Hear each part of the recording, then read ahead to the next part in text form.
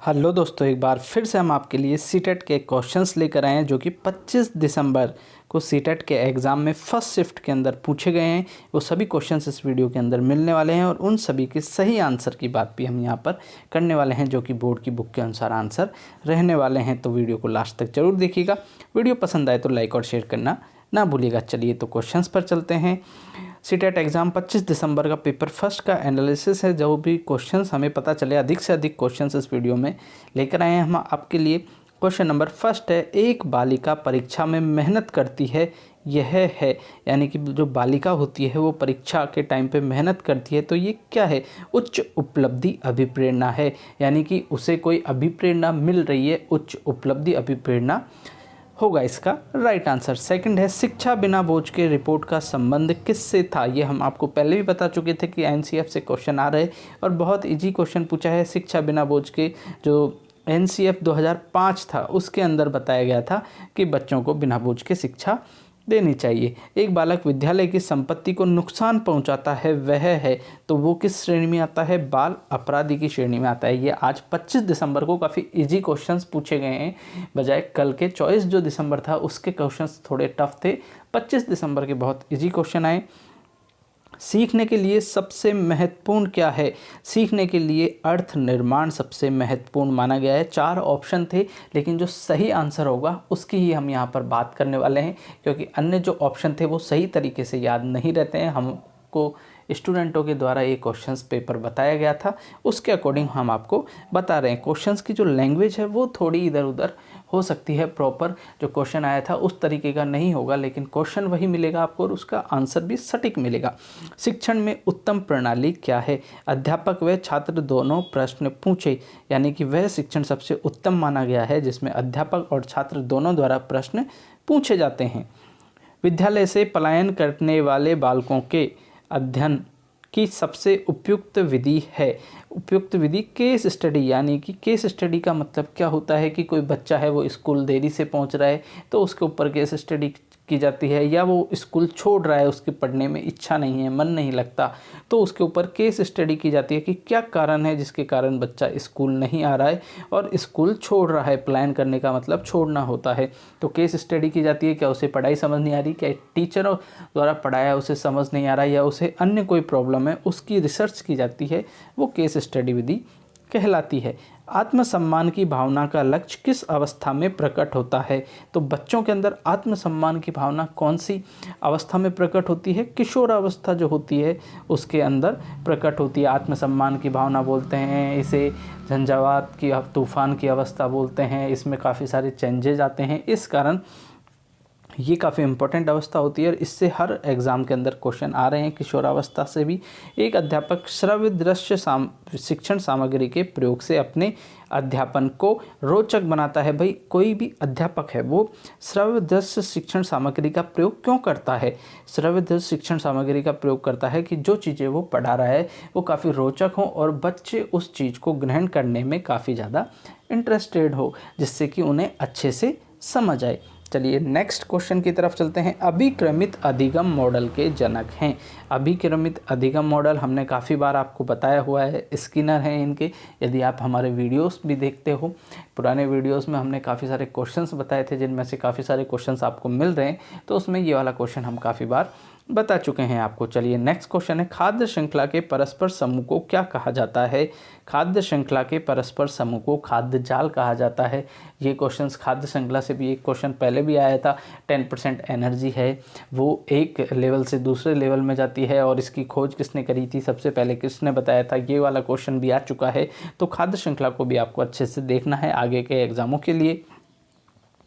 वन्य प्राणी सप्ताह प्रतिवर्ष कब मनाया जाता है? तो अक्टूबर के प्रथम सप्ताह में वन्य प्राणी सप्ताह मनाया जाता है। अधिकांश पेड़ पौधे कहाँ पाए जाते हैं? अधिकांश पेड़ पौधे कहाँ पाए जाते हैं? अधिकांश, देखो अधिकांश पेड़ पौधे तो आपको स्थल मंडल में मिलते हैं, लेकिन जल मंडल में भी काफ़ी सारे पेड़ पौधे होते हैं। अब ये ऑप्शन सही हमें पता नहीं चला है कि इसके अंदर कौन कौन से ऑप्शन थे, स्थल मंडल और जल मंडल, क्योंकि जल मंडल काफ़ी बड़ा है स्थल से, तो यदि इसमें जल मंडल ऑप्शन होगा तो जल मंडल इसका राइट आंसर होना चाहिए, क्योंकि स्थलमंडल है वो जलमंडल से छोटा है और स्थलमंडल में अपेक्षाकृत जलमंडल से कम पौधे होते हैं। परितंत्र में ऊर्जा का प्राथमिक स्रोत क्या है? परितंत्र में पारिस्थितिकी जो तंत्र होता है उसमें ऊर्जा का प्राथमिक स्रोत यानी कि सबको ऊर्जा कहाँ से मिलती है?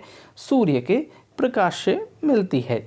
चलिए नेक्स्ट क्वेश्चन, यदि आप यहाँ तक आ गए हो और अभी भी आपने हमारे यूट्यूब चैनल को सब्सक्राइब नहीं किया है तो प्लीज़ चैनल को जरूर सब्सक्राइब कीजिएगा। वीडियो पसंद आए तो लाइक और शेयर करना ना भूलिएगा और बेल आइकन को जरूर प्रेस कीजिएगा कि आने वाले एग्ज़ाम के जो क्वेश्चंस के नोटिफिकेशन है वो वीडियो आपको नोटिफिकेशन के साथ सबसे पहले मिलते रहें। और यदि अभी तक आपने 16, 20, 21, 22, 23, 24, 20, 21, 22, 23, 24 के क्वेश्चन पेपर या आंसर की नहीं देखी है तो आप हमारे जो वीडियोस हैं उनको देख सकते हो, वहाँ पर आपको इन सभी पेपर की आंसर की मिल जाएगी। चलिए नेक्स्ट क्वेश्चन की तरफ चलते हैं। किसी एक जीव को किसान का मित्र कहा जाता है? काफ़ी बार हमने वीडियोस के क्वेश्चंस में लिया है। केंचुए को कहा जाता है। धूमकेतु कहाँ पर होती है? तो इसके ऑप्शन के अनुसार जो आज ऑप्शन आए हैं उसके अनुसार इसका राइट आंसर मेघालय होगा, क्योंकि ऑप्शन के अंदर मेघालय ही सही था। एक समान शब्दों का उच्चारण सीखने वाली विधि है, यानी कि एक समान जो शब्द होते हैं, जिससे कि किसी के पीछे आ रहा है, काका काका काका काका आ रहा है, उसी तरीके के कोई अन्य शब्द आ रहे हैं तो वो क्या है, एक समान उच्चारण निकल रहा है उनका, तो उनमें क्या होता है, ध्वनि साम्य विधि कहा जाता है। बालक को किस सोपान से पता चलता है कि उसे क्या पढ़ना है?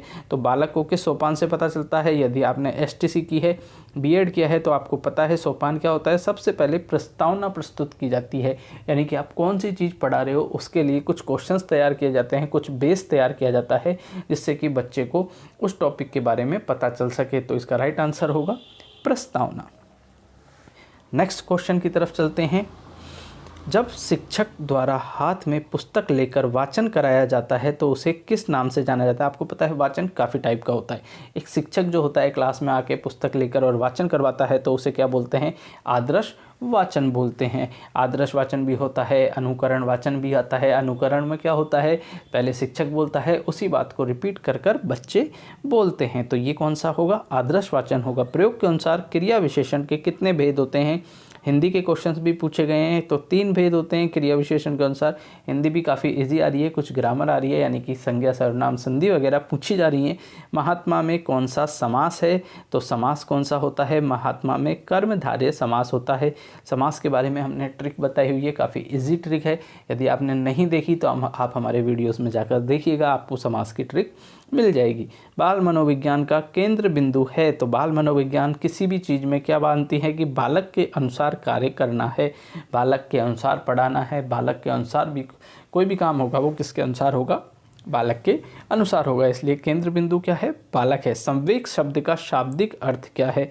उत्तेजना या भावों में उथल पुथल। संवेग जो होते हैं उनको शाब्दिक अर्थ क्या होता है? किसी भी बालक में जो उत्तेजना होती है तो या भावों में उथल पुथल होना क्या होता है? संवेग। निराशा में संधि है। निराशा में कौन सी संधि है? विसर्ग संधि इसका राइट आंसर होगा। भाषा का कौशल कौन सा है? तो भाषा के जो कौशल होते हैं, यदि इसको आप ट्रिक से याद रखो तो ये होते हैं सुबो पल्ली, सुनना, बोलना, पढ़ना, लिखना। ये क्रम से है। पहले नंबर पे कौन सा आता है? सुनना आता है। सेकंड नंबर पे आएगा बोलना, थर्ड नंबर पे आएगा पढ़ना और फोर्थ नंबर पे आएगा लिखना, यानी कि इस क्रम के अनुसार ही सीखी जाती है। तो इसके राइट आंसर हो जाएंगे लिखना, पढ़ना, सुनना, बोलना। और क्रम इनका कौन सा होगा? सुबो पल्ली।